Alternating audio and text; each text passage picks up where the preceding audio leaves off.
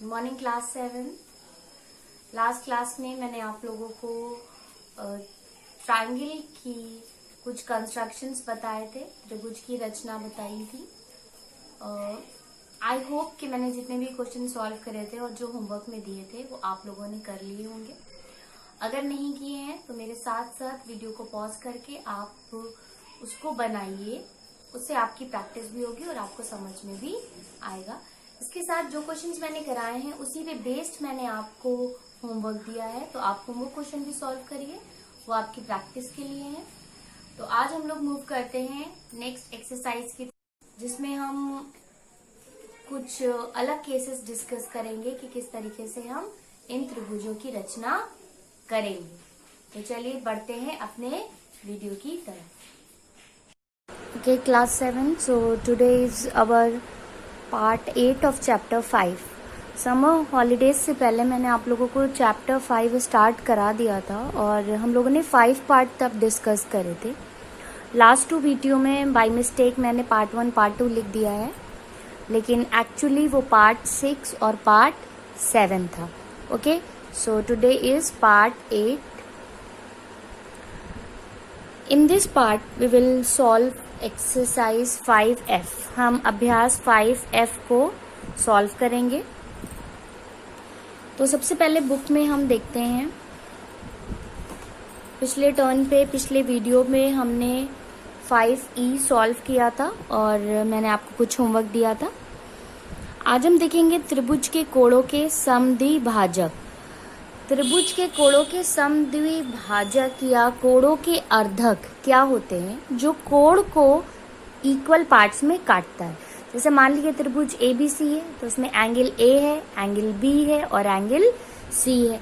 तो इस angle A को, एंगल B को और एंगल C को जो रेखाएं, जो लाइंस इक्वल पार्ट्स में कट करती हैं, यानी कि अगर ये 30 है तो ये 15 और ये 15 हो जाएगा, अगर ये 60 है तो ये 30, अगर ये 70 है तो ये 35, ये 35, वो लाइंस कहलाती हैं कोणों के समद्विभाजक या एंगल बाइसेक्टर या कोण अर्धक।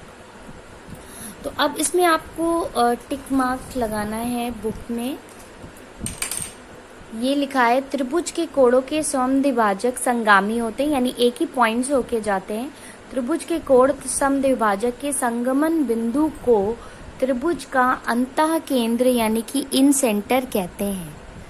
तो ये आपको लर्न करना है, ठीक है। तो त्रिभुज के जो कोणों को आधा करते हैं उसे त्रिभुज का के कोण समद्विभाजक या कोण अर्धक या एंगल बाइसेक्टर बोलते हैं। 3 एंगल होते हैं किसी भी ट्रायंगल में, तो 3 समद्विभाजक भी होंगे, कोण समद्विभाजक। और तीनों ये जो कोण समद्विभाजक होते हैं वो एक ही बिंदु से होके जाते हैं, जिस बिंदु को त्रिभुज का अंतः केंद्र या इन सेंटर बोलते हैं। अब हम एक्सरसाइज 5F सॉल्व करेंगे, जिसमें हम सबसे पहले क्वेश्चन नंबर 1 सॉल्व करते हैं। तो आइए देखते हैं क्वेश्चन नंबर 1। क्वेश्चन नंबर 1 क्या है? नीचे दी गई भुजाओं तथा कोणों से त्रिभुज बनाइए और उनके कोणों के समद्विभाजक खींचकर जांच कीजिए कि क्या वे संगामी हैं, क्या वो एक बिंदु से जाते हैं। तो सबसे पहले जो माप दी हुई है भुजाओं की, उससे हम एक त्रिभुज बनाएंगे। तो देखिए ये हमें दिया हुआ है 3.4 सेंटीमीटर, 4 सेंटीमीटर और 2.5 सेंटीमीटर। तो सबसे पहले हम क्या करते हैं, 4 सेंटीमीटर की एक लाइन खींचते हैं। हमने खींची 4 सेंटीमीटर की एक लाइन, इसको नाम दे दिया आप A और B, ठीक है। अब हमें 3.4 सेंटीमीटर, तो 3.4 सेंटीमीटर की हम दूरी लेंगे अपने प्रकार में और पॉइंट A पे रखकर एक आर्क लगा देंगे, एक चाप लगा देंगे। फिर 2.5 सेंटीमीटर की दूरी लेंगे अपने प्रकार में और पॉइंट B पे रखकर दूसरी आर्क लगा देंगे। अब अगर ये कट नहीं कर रहे हैं तो फिर से वापस पुरानी वाली आर्क को जो हमने इससे पहले लगाई थी उसको थोड़ा सा आगे की तरफ कर लेंगे। तो जहां पर ये दोनों एक दूसरे को कट करेंगे उसे बोलेंगे पॉइंट C। A को सी से मिलाएंगे और बी को सी से मिलाएंगे। तो दी गई माप के अनुसार हमने त्रिभुज ABC बना लिया। अब ऐसे एंगल A बना लेते हैं, B और C। अब हमें क्या करना है, इनके एंगल बाइसेक्टर करने हैं, कोण अर्धक। तो उसमें हम क्या करते हैं, आधे से ज़्यादा की डिस्टेंस लेते हैं, एक चाप इधर लगाते हैं और दूसरी चाप इधर लगाते हैं। इसी तरीके से इसमें भी लेंगे आधे से ज़्यादा की दूरी, एक चाप इधर लगाएंगे और दूसरी चाप इधर लगाएंगे।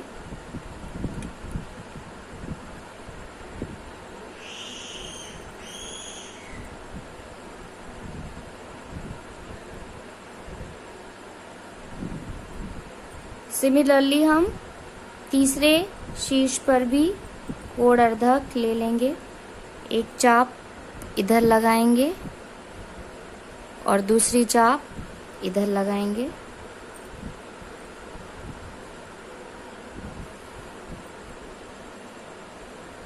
अब हम A से इस पॉइंट से ले जाती हुई एक लाइन खींच देंगे, ठीक है।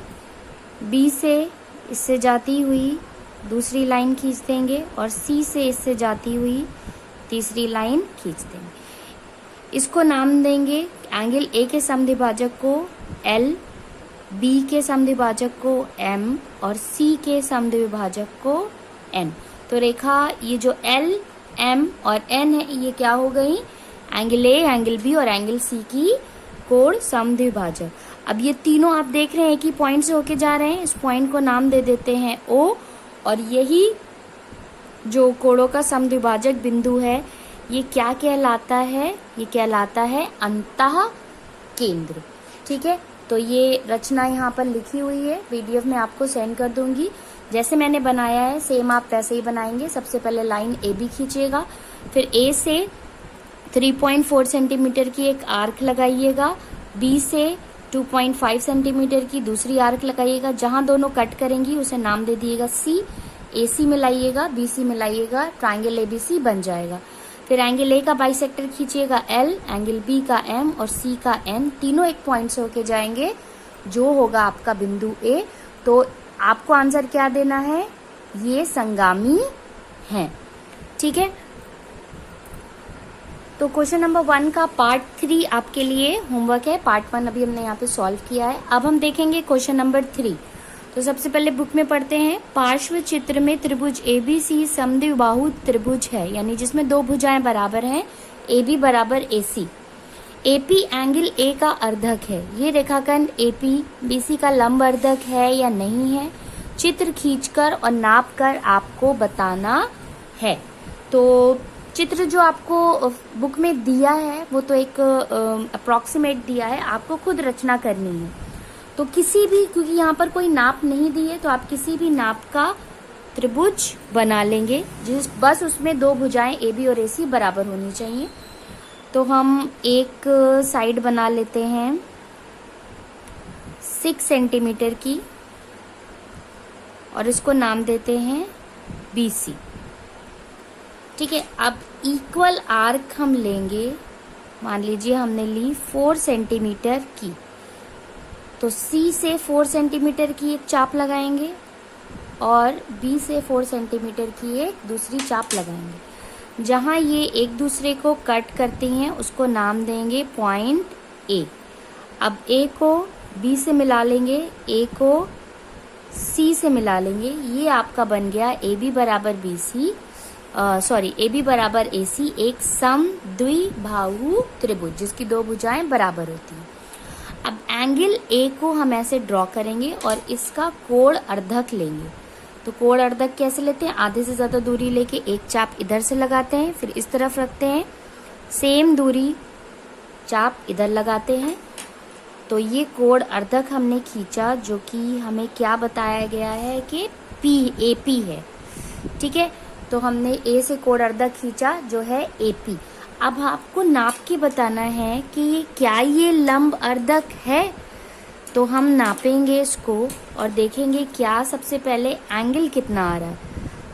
तो ये देखिए एंगल आ रहा है 90 डिग्री, यानी ये एंगल भी 90 डिग्री आ रहा है और ये एंगल भी 90 डिग्री आ रहा है, तो यानी ये लंब है। अब हम देखें क्या ये भुजाएं बराबर हैं, तो हमने देखा ये है 3 सेंटीमीटर और ये भी है 3 सेंटीमीटर, यानी ये भी आपस में क्या है, बराबर है।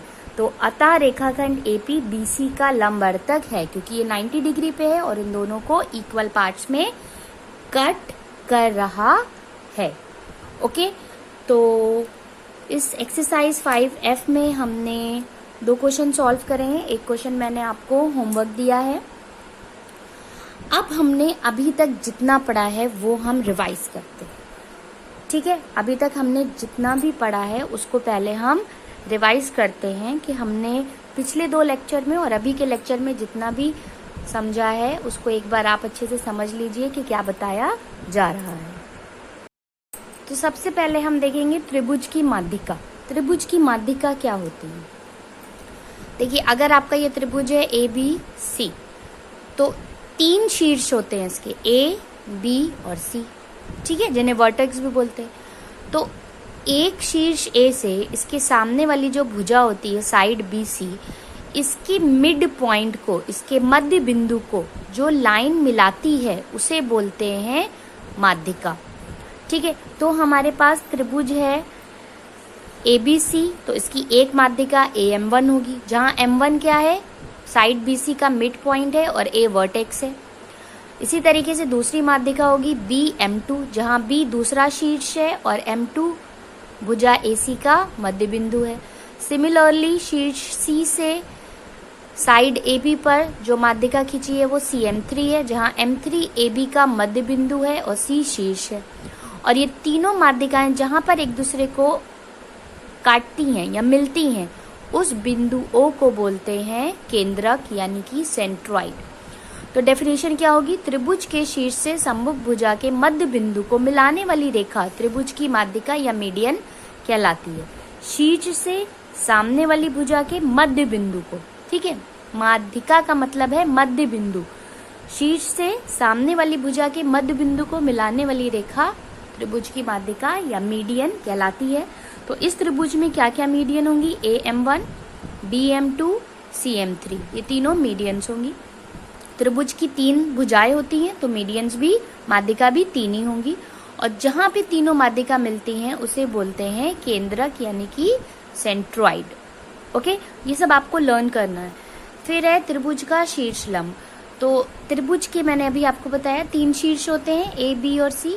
तो शीर्ष A से सामने वाली भुजा पर जो लंब डाला जाता है, जो परपेंडिकुलर डाला जाता है 90 डिग्री का, ठीक है, उसे बोलते हैं शीर्ष लंब। तो एक शीर्ष लंब AH1 होगा, दूसरा BH2 होगा और तीसरा CH3 होगा।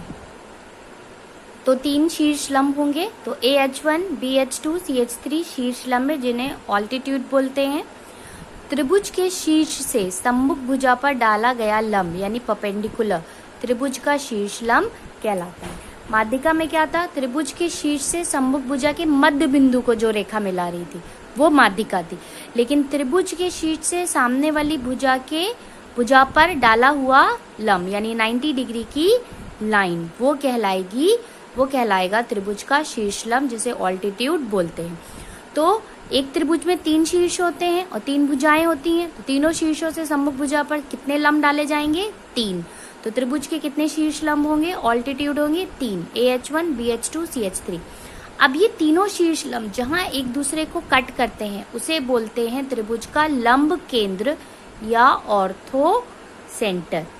ठीक है, ये आपको बहुत अच्छे से याद रखना है। सिर्फ क्लास 7th में ही नहीं, आपको 8, 9, 10, 11, 12 तक आपको काम आएगा जब तक आप मैथ्स पढ़ेंगे। ठीक है, तो इसको आपको बहुत अच्छे से याद रखना है कि शीर्ष लंब होता क्या है, माध्यिका क्या होती है। माध्यिकाओं के जो प्रतिच्छेदन बिंदु होता है या संगमन बिंदु होता है उसको केंद्रक बोलते हैं, और शीर्ष लंबों का जो संगमन बिंदु होता है उसे ऑर्थो सेंटर या लंब केंद्र बोलते हैं। ओके तो देखिए, शीर्ष लंब और माध्यिका के बीच में क्या डिफरेंस हमने देखा। देखिए, एक ऐसे बनाते हैं हम, ये है आपका त्रिभुज A, B और C। अब ए से सामने वाली साइड के अगर बीच वाले पॉइंट को आप मिलाएंगे तो ये माध्यिका होगी। ये क्या होगी? ये होगी माध्यिका।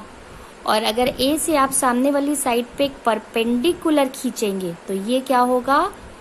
शीर्ष लंब।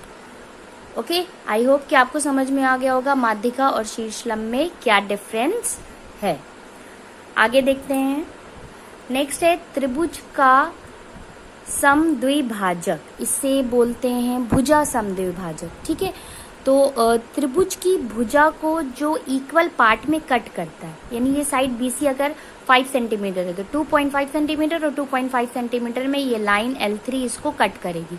सिमिलरली AC को लाइन L2 इक्वल पार्ट्स में कट कर रही है और लाइन L1 AB को इक्वल पार्ट्स में कट कर रही है। तो ऐसी रेखा जो त्रिभुज की भुजा को इक्वल पार्ट में काटती है, और इक्वल पार्ट में कैसे काटती है? 90 डिग्री पे, यानी ये एंगल जो बनता है वो क्या बनता है? 90 डिग्री। ठीक है, तो त्रिभुज की भुजाओं के लंब समद्विभाजक, त्रिभुज की भुजाओं के लंब समद्विभाजक वो रेखा होती है जो भुजा को दो बराबर भागों में विभाजित करती है। तो यहाँ पर एक है L1, एक है L2, एक है L3।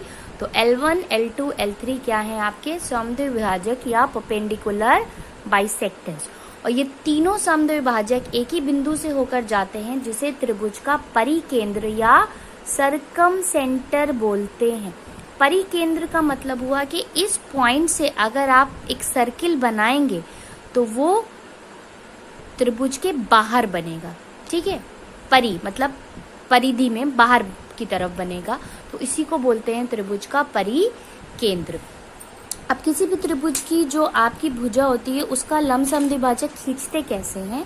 आप जैसे यहाँ पर, जैसे आपको BC का खींचना है तो आप BC में आधे से ज्यादा डिस्टेंस लें, एक आर्क इधर लगाएं और एक आर्क इधर लगाएं। फिर आप B पे रखें, एक आर्क इधर लगाएं और दूसरी आर्क इधर लगाएं। जहां ये दोनों एक दूसरे को कट करें उससे जाती हुई लाइन खींच दीजिए, वही होगा आपका समद्विभाजक। ठीक है, तो किसी भी भुजा का इसी तरीके से आप AC का आधे से ज्यादा डिस्टेंस लेके एक आर्क इधर, एक आर्क इधर, फिर एक आर्क इधर, एक आर्क इधर लगा के इसका खींच लेंगे और ऐसे ही इसका खींच लेंगे। ठीक है, अब हम देखते हैं त्रिभुज के कोण अर्धक। तो त्रिभुज के 3 कोण होते हैं, इसी तरीके से त्रिभुज के 3 कोण अर्धक भी होते हैं। त्रिभुज के कोणों को बराबर भागों में विभाजित करने वाली रेखा को त्रिभुज का कोण अर्धक कहते हैं। जैसे ये त्रिभुज बना है, ये इसका कोण है, तो कोण में आप अर्धक कैसे खींचेंगे? आधे से ज्यादा की दूरी लेके एक आर्क इधर लगाइए और आधे से ज्यादा दूरी लेकर दूसरी आर्क इधर लगाइए।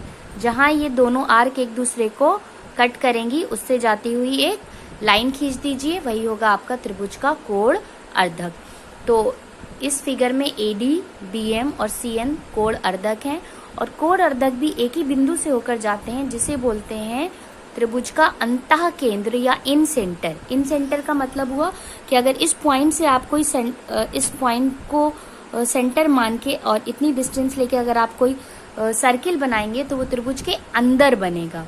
अंतः केंद्र अंदर बनेगा, परिकेंद्र बाहर बनेगा। ठीक है, तो त्रिभुज के भुजाओं के समद्विभाजक का जो संगमन बिंदु है वो परिकेंद्र, और कोणों का अर्धक का संगमन बिंदु है अंतः केंद्र। ये आपको बहुत अच्छे से याद करना है। नेक्स्ट हम देखते हैं, यहाँ पर देखिए, अगर आपको त्रिभुज का परिकेंद्र या सरकम सेंटर पूछा जाएगा तो आप उसकी डेफिनेशन कैसे लिखेंगे? त्रिभुज की भुजाओं के लंब अर्धक यानी परपेंडिकुलर बाइसेक्टर संगामी यानी कि कॉन्करेंट होते हैं, और इस संगमन बिंदु को त्रिभुज का परिकेंद्र या सरकम सेंटर बोलते हैं। सिमिलरली त्रिभुज के कोणों के अर्धक या एंगल बाइसेक्टर संगामी होते हैं और इनके संगमन बिंदु को त्रिभुज का अंतः केंद्र यानी इन सेंटर बोलते हैं। तो अगर आप भुजाओं के परपेंडिकुलर बाइसेक्टर लेंगे तो वो जिस पॉइंट पे मिलेंगे वो हो जाएगा परिकेंद्र, और अगर कोणों के अर्धक लेंगे तो वो जिस पॉइंट पे मिलेंगे वो हो जाएगा आपका अंतः केंद्र। इसी तरीके से देखते हैं त्रिभुज का लंब केंद्र। तो अभी मैंने आप लोगों को शीर्षलंब के बारे में बताया था। त्रिभुज के शीर्षलंब संगामी होते हैं, इनके संगमन बिंदु को त्रिभुज का लंब केंद्र या ऑर्थो सेंटर बोलते हैं। इसी तरीके से त्रिभुज की तीनों माध्यिकाएं भी संगामी होती हैं और जहां पर वो एक दूसरे से मिलती हैं उसे त्रिभुज का केंद्रक यानी सेंट्रॉइड बोलते हैं। तो देखिए यहाँ पर क्या है, भुजा ए से सम्मुख भुजा पर लंब डाला गया है, तीनों लंब एक पॉइंट से होके जा रहे हैं जिसे लंब केंद्र, और भुजा त्रिभुज ABC की शीर्ष ए से सम्मुख भुजा के मध्य बिंदु को मिलाने वाली रेखा माध्यिका, तीनों माध्यिकाएं एक दूसरे को जिस पॉइंट पे कट कर रही हैं वो त्रिभुज का केंद्रक, और जो केंद्रक होता है वो माध्यिका को 2:1 के रेशियो में डिवाइड करता है, यानी AD:DM कितना आएगा 2:1, यानी ये वाला रेशियो 2 गुना होगा और ये वाला जो लेंथ होगी, ये वाली लेंथ 2 गुना होगी और ये वाली लेंथ 1 टाइम होगी। मान लीजिए पूरी साइड अगर आपकी 3 सेंटीमीटर की है तो ये 2 सेंटीमीटर होगी और ये 1 सेंटीमीटर होगी। तो इसको आपको अच्छे से ध्यान देना है।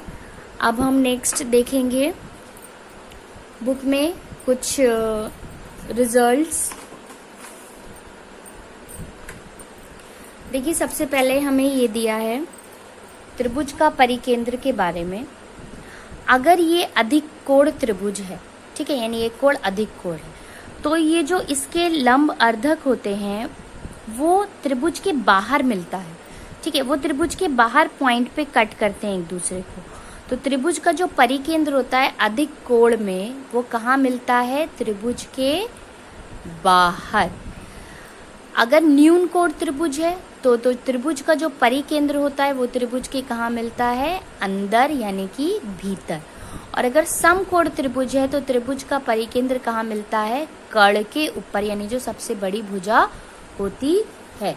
तो यहाँ पर देखिए आपका ये एक्सरसाइज 5G में जो क्वेश्चन नंबर 1 है जो आप बुक में करेंगे, समकोण त्रिभुज का परिकेंद्र कहाँ पर होता है, कर्ण पर स्थित होता है। अधिक कोण त्रिभुज का परिकेंद्र त्रिभुज के कहाँ पर स्थित होता है, त्रिभुज के बाह्य क्षेत्र में स्थित होता है, यानी कि बाहर की तरफ, ठीक है। न्यून कोण त्रिभुज का परिकोण त्रिभुज के अंतः क्षेत्र में स्थित होता है। तो समकोण त्रिभुज का परिकेंद्र कर्ण पे होता है, अधिक कोण का बाह्य क्षेत्र में होता है और न्यून कोण का अंतः क्षेत्र में होता है। आज के लिए इतना ही। नेक्स्ट वीडियो में हम एक्सरसाइज 5G के रिमेनिंग क्वेश्चन सॉल्व करेंगे। That is all for today. Have a nice day everyone.